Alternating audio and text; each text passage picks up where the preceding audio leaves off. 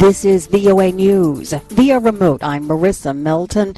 President Biden and Israel's Prime Minister agree on their goal with Iran, but differ on how to make it happen. AP Washington correspondent Sagar Meghani has more.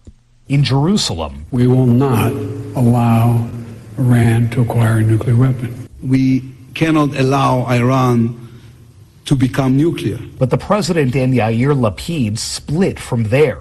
The U.S. is waiting for Iran to respond about a path toward rejoining a deal aimed at keeping it from building a nuclear weapon. When that will come, I'm not certain. The president says he won't wait forever. Meantime, Lapid says diplomacy is not the path. Words will not stop them, Mr. President. And Iran must instead face a real threat of force if it does not back down. Tehran is warning both nations of a harsh response if they take action. Sagar Meghani, Washington.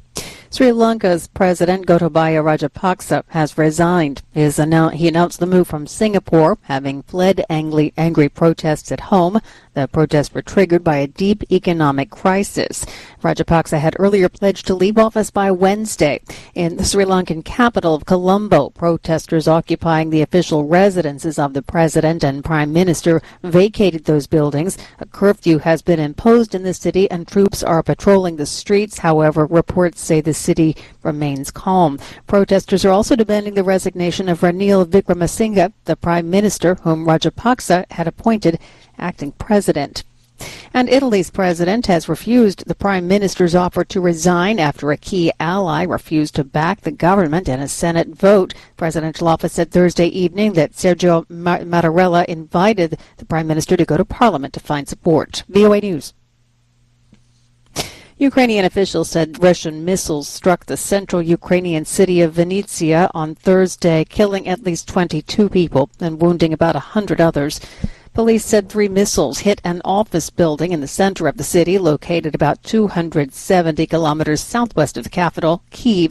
The strikes coming from a Russian submarine in the Black Sea damaged residential buildings in the area and engulfed about 50 cars in a nearby parking lot. The United Nations said 3 children were among those killed in the Vinnytsia attack. Pro basketball player Brittany Griner was back in a Russian court Thursday, a week after she pleaded guilty to drug charges. Lawyers for Griner said the head of the Russian basketball club for which she plays, UMMC Yekaterinburg, vouched for her good character. Griner's been playing in Russia during WNBA off-seasons since 2014. She's also a 2-time Olympic gold medalist. She could face 10 years in Russian prison. A man suspected of impregnating a 10-year-old girl faces charges in a case that drew national attention in the United States. AP correspondent Jennifer King has the story. While President Biden was signing an executive order last week aimed at protecting abortion access, he highlighted a doctor's story of a 10-year-old Ohio girl who had to travel to Indianapolis for an abortion because of new restrictions stemming from the recent Supreme Court ruling. Ohio's Republican Attorney General and Congressman Jim Jordan cast doubt on the story, but now a 27-year-old suspect has allegedly confessed and been charged with rape in the case, making an initial court appearance on Wednesday. The Columbus Dispatch reports that a detective from Columbus testified that police learned about the girl's pregnancy after her mother alerted Franklin County Children's Services on June 22nd and said the girl had an abortion on June 30th. DNA is being tested to confirm paternity. After initially saying he hadn't heard about it, Ohio's Attorney General Dave Yost suggested the child's case might have met the exception for medical emergencies under Ohio's heartbeat abortion ban. For now, the Associated Press is not naming the suspect to avoid inadvertently identifying the victim. I'm Jennifer King. A federal jury on Wednesday indicted Buffalo mass shooting suspect Peyton Gendron on federal hate crimes and firearms violations charges. Gendron's 19. He's accused of using a semi-automatic rifle to kill 10 people and injure 3 others at the Tops grocery store in Buffalo, New York on May 14th. All of his victims were African Americans. Gendron was charged with 14 violations of a federal hate crimes law and 13 counts of federal firearms violations. And once again, U.S. President Joe Biden and Israel's Prime Minister have agreed on their goal with Iran, but differ on how to make it happen. Via remote, I'm Marissa Melton, VOA News. This is VOA News. Via remote, I'm Marissa Melton. U.S. President Joe Biden says he brought up Washington Post columnist Jamal Khashoggi's killing during a long-anticipated meeting with Saudi Crown Prince Mohammed bin Salman. AP Washington correspondent Sagar Meghani has more. I raised it at the top of the meeting. U.S. intelligence believes the Crown Prince likely approved Khashoggi's murder 4 years ago. He basically said that he was not personally responsible for it. I indicated I thought he was. The president says he was crystal clear in saying a U.S. president cannot be silent about human rights. As a candidate, he said he'd treat Saudi Arabia as a pariah. But after exchanging a fist bump with the Crown Prince, he's under intense criticism.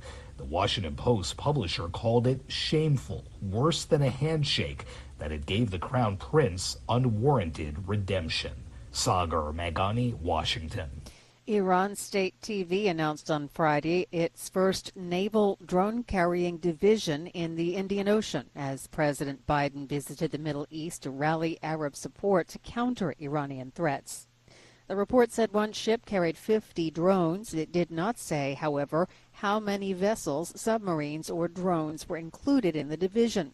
On Monday, U.S. National Security Advisor Jake Sullivan said Washington believed that Iran was preparing to provide Russia with up to several hundred drones, including some that are weapons capable, and that Iran was preparing to train Russian forces to use them. Iran has supplied unmanned aerial vehicles to its allies in the Middle East. You can keep up on that and all the stories we're covering at our website, voanews.com. From Washington, this is VOA News. An autopsy report shows a black Ohio man killed last month in an encounter with police was shot dozens of times. AP correspondent Norman Hall has more.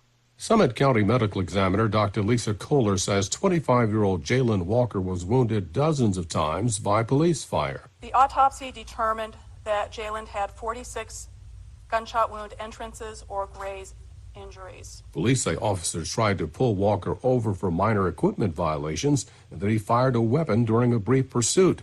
The shooting happened after a foot chase. Family lawyer Ken Abarno. An unarmed black man was shot 46 times. Jalen Walker was shot and has 46 entrance wounds in his body. There have been calls for a federal investigation. I'm Norman Hall. The U.S. House of Representatives has voted to restore abortion access nationwide. It's the Democrats' first legislative response to the Supreme Court's landmark decision overturning the constitutional right to abortion. But the House bill approved Friday has little chance of becoming law, with the necessary support lacking in the evenly divided Senate. The vote does mark the beginning of a new era, however, in the abortion debate, as lawmakers, governors, and legislatures grapple with the impact of the Supreme Court decision. The House also passed a separate bill to prohibit punishment for a woman or child who decides to travel to another state to get an abortion. Britain's Weather Office has issued its first ever red warning for exceptional heat. AP correspondent Karen Chamas. The weather agency has said that expected record temperatures will put even healthy people at risk of serious illness or death. The warning covers the next 2 days when temperatures may reach up to 104 degrees for the first time ever. The highest temperature ever recorded in the UK is 101.7 degrees. Scientists have warned that the UK will continue to experience high temperatures in the coming years, with the hottest areas being in the southeast of England. I'm Karen Chamas.